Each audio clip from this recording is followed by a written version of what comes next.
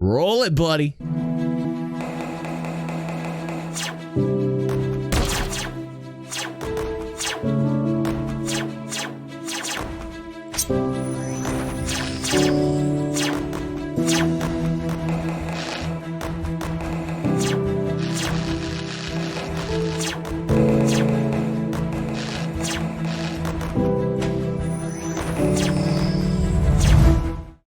I did not forget about you. My fam, we are back here with the Inside Star Citizen Review. Last weekend, I was at the Love Shack.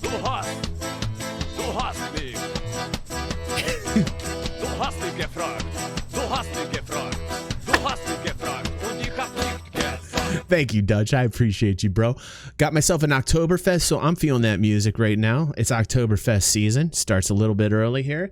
And I will explain everything, where I've been, what's been going on, the stash, so many things to talk about tomorrow on DG in the morning.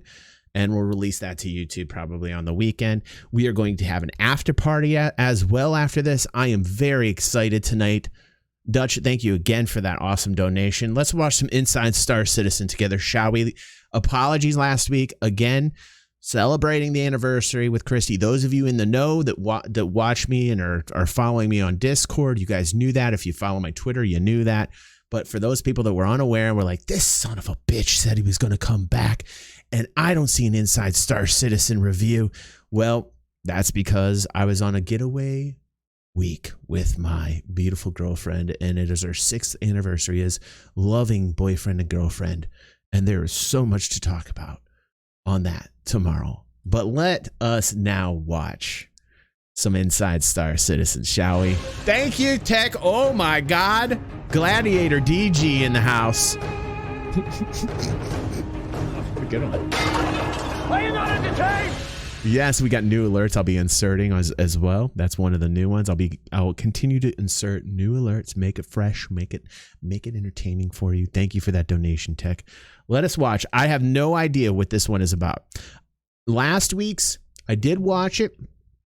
Gotta say, I don't know if I was that thrilled with last week's. It might be good that I was at the anniversary Love Shack last week, because when I caught up and I watched it, I gotta say I wasn't necessarily thrilled last week with the Inside Star Citizen. Let's watch it this week. Hopefully they'll spice it up a little bit.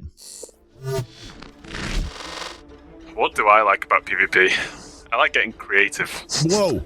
Okay, well that just starts out the correct way. PvP. I mean, you got my attention right off the bat. That is a very hot topic in the community. I personally find PvP pretty anxiety creating, honestly. The main reason why I play PvP, I think, is the competitive side of it. Wait, what did he say? What? Hold on, I'm turning the caption on here. Wait, 1 second. What did he say? Pretty anxiety creating, honestly. The main reason why I play PvP. He's anxious. What is going on here? Oh, I gotta see what he says here. Very hot topic in the community.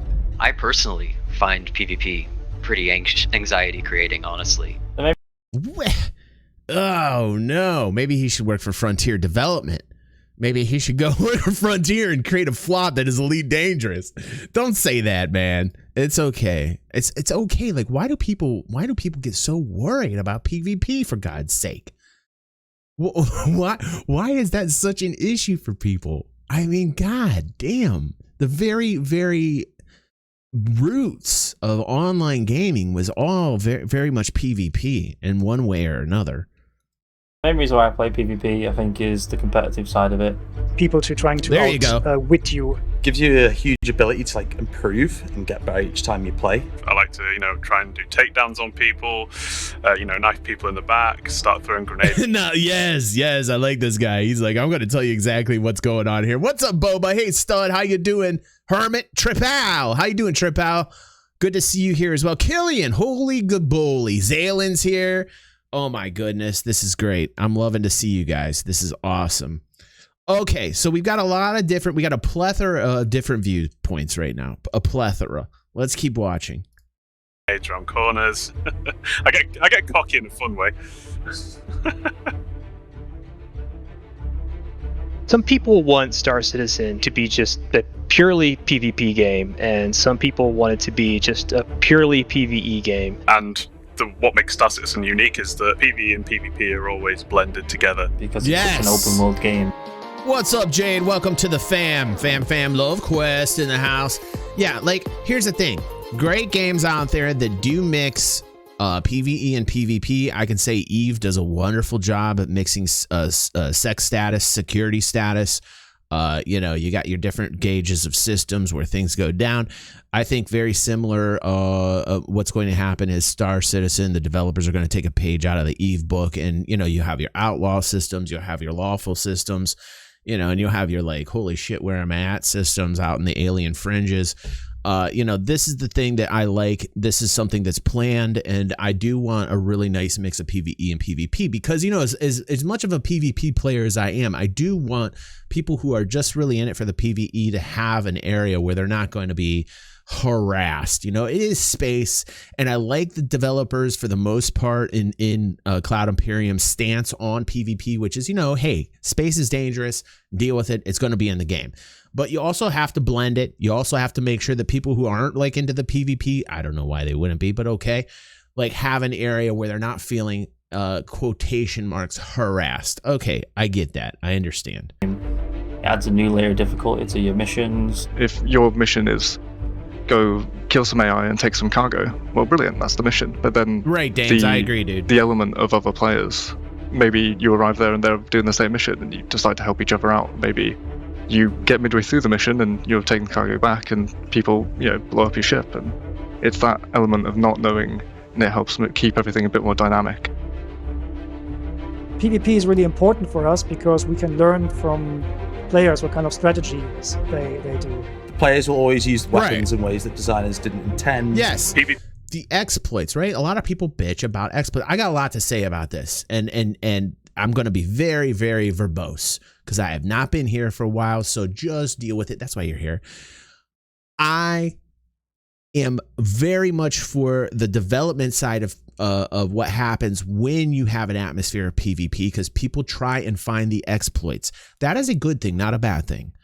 People always bitch, oh, he's cheating, or oh, there's an exploit, and blah, blah, blah. What they don't understand is because players find those exploits, that's how balancing happens. That's how balancing happens in the game, both on the PvE and the PvP side. It balances the combat in the game. PvP has been an excellent testbed for coming up with new weapons, new ideas for weapons, new gadgets, and so on. Anything for the FPS experience, especially as Star Citizen's AI gets more and more advanced. PvE players will start to see the benefit. Yeah, and when they stop standing on the tables, I remember the episode where Chris and Sandy got on, and it was been forever since I've seen them. It was kind of refreshing to see them together at the beginning of July talking, and I was like, man, I need more of this. And Chris was literally talking about that. It was really cool to hear him talking just about that topic. It's of, the iterations that we've done through testing in PvP. It is incredibly important that there are areas where you can more focus on PvE, where there's a bit of a safer space. That might be a system that is more heavily patrolled and policed, like Terra, right, guys, I know. Or in contrast to a system that is... The AI complete... has gotten much better. They talked about server meshing. They talked about their engineering team. What's up, Drake? Yes! How you doing, buddy?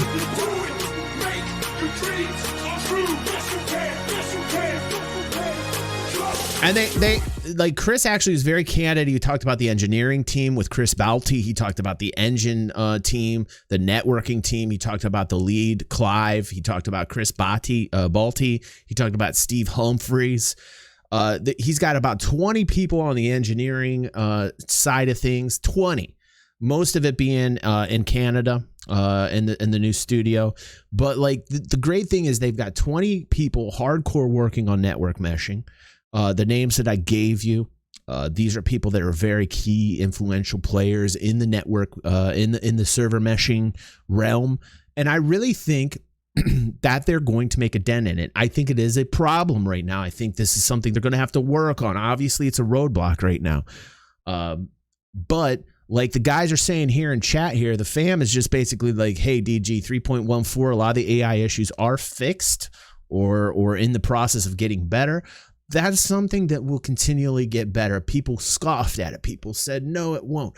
But like you'll continually see that getting better over time. It's going to take a long time period. It's going to take a long time.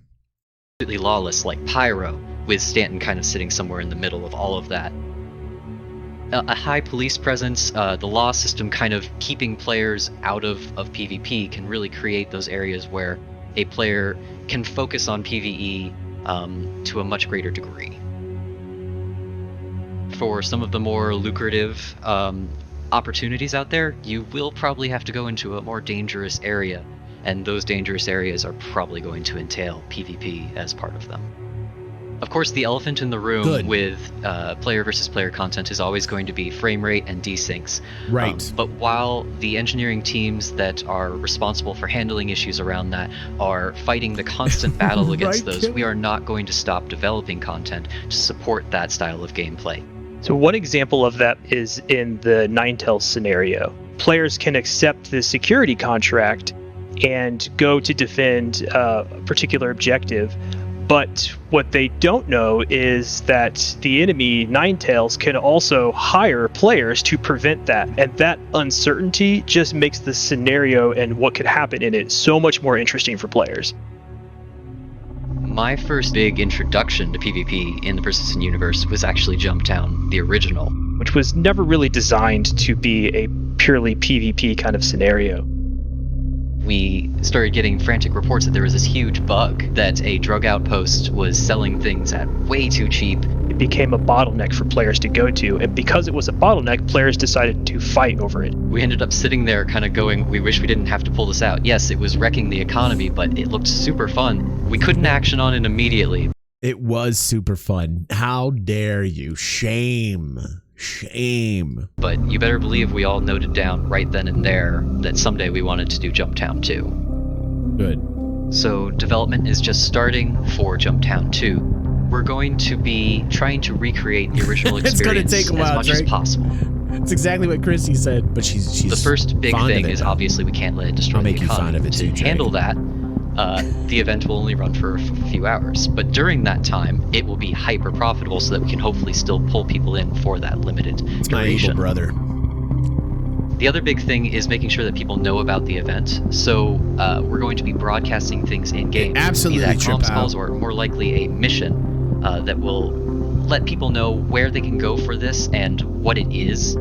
There are no plans currently to add capture zones or any huge gamifying elements. If you want to group up and handle it, great. If you want to try and steal the stuff in order to sell in a different location, great. If you want to turn it into some kind of legal organization for reputation with them, great. We are looking to support a very emergent style of play for this event.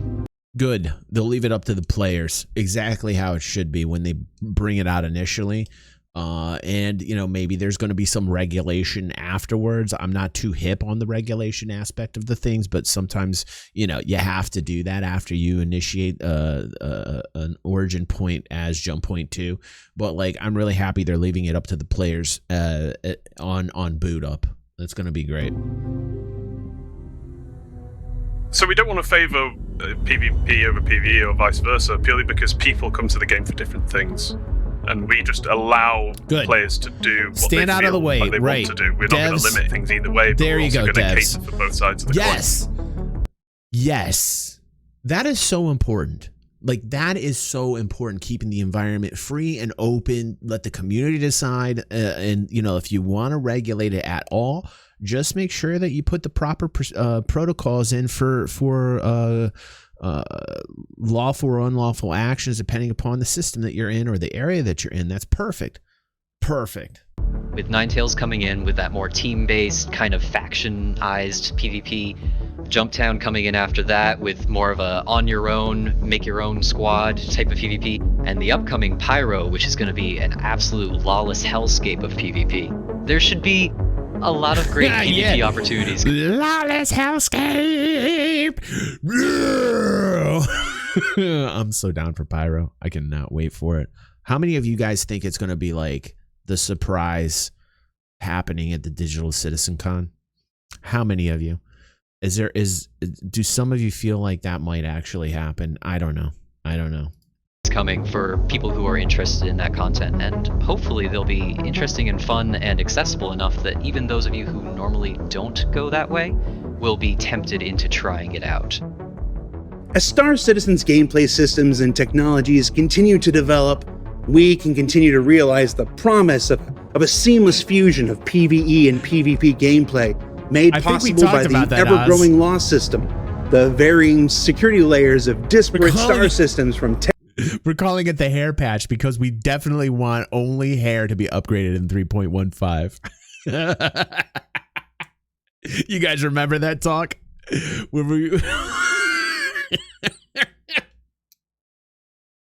Oh, I'm so happy to be back. I am so happy to be back, fam. I am feeling really good. Terra to Pyro and all the Stanton-like systems in between. Fix the hair! Dynamically changing events like Ninetales Lockdown and Jumptown 2, all coming together to build a persistent universe sandbox that provides protection for some, challenges for others, but opportunities for everyone. Now, realizing that promise isn't limited only to the PU. Improvements are also underway for an electronic access stalwart. Let's check in now with the team at Firesprite to see what's shaking for Arena Commander in the upcoming Alpha 3.15. Oh shit, Arena Commander. What are we doing? We've spent quite a long time working with CIG, redeveloping everything that you see within the Arena Commander. Boy, they really threw in the VFX team on this. Yeah, Moon. Here's the thing. You know, between the new Arena Commander remastered and the Theaters of War, I think the focus is a little out of bounds here. You know, like, shouldn't we not worry about Arena Commander anymore, and shouldn't we actually just focus on the new Arena Commander being Theaters of War and using the data from Theaters of War that they need to apply towards the persistent universe? Isn't that really what we should be doing? Should we have resources dedicated towards Arena Commander? Because I honestly feel like this is a corpse that you cannot bring back to life. I mean, I love that they're adding the VFX in here. I'm not trying to diss the developers that worked on this at all. I just think, honestly, it's a waste of effort, time, and money. My own opinion on that. Theaters of War, I understand why they're doing it. At first, when Theaters of War came out, I was kind of like, or the news came out, I was like, what are they doing? Like, Theaters of War is essentially the persistent universe, or should be in certain places. But because we only have one system, because we got to look at the network issues, because we got to look at frame rates, because we got to look at desync, because we got to talk about iCache, or essentially iCache is the new server meshing, what's happening. But because we have these issues, that's why Theaters of War is important. But I'm not quite sure I'm digging remastering Arena Commander, personally. But okay, all right. Yeah, it is. You guys are right. This is good comments here. This is great comments from the fan, because you guys are correct. Theaters of War is more ground based. Arena Commander is more combat styled in space. Okay. All right. See, this is why I love watching with you guys, because while I watch, sometimes you guys change my point of view. Okay. All right.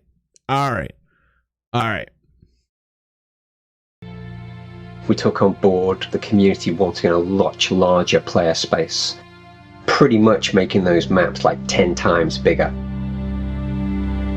That's pretty fucking beautiful right there. They also thought along the lines of, navigation-wise, going to try to give the player... Sir, you beautiful beast of a man, you. Thank you for that subscription, bro. Right, Trip Out. You're right. Right. I get it. I wasn't on the same page as some of you guys, and you guys flipped the page. You guys said, hey, DG, this is the paragraph you need to read. You highlighted it. And I read that, and I get it now. I understand. Some way to navigate so they know where they're going within the maps. So to provide that, we decided to look at the maps, upgrade. Dividing it in. Look at that with what that just, I mean, wow. That's fucking brilliant. It's you know what? I like it. I like the upgrade because this is more realistic.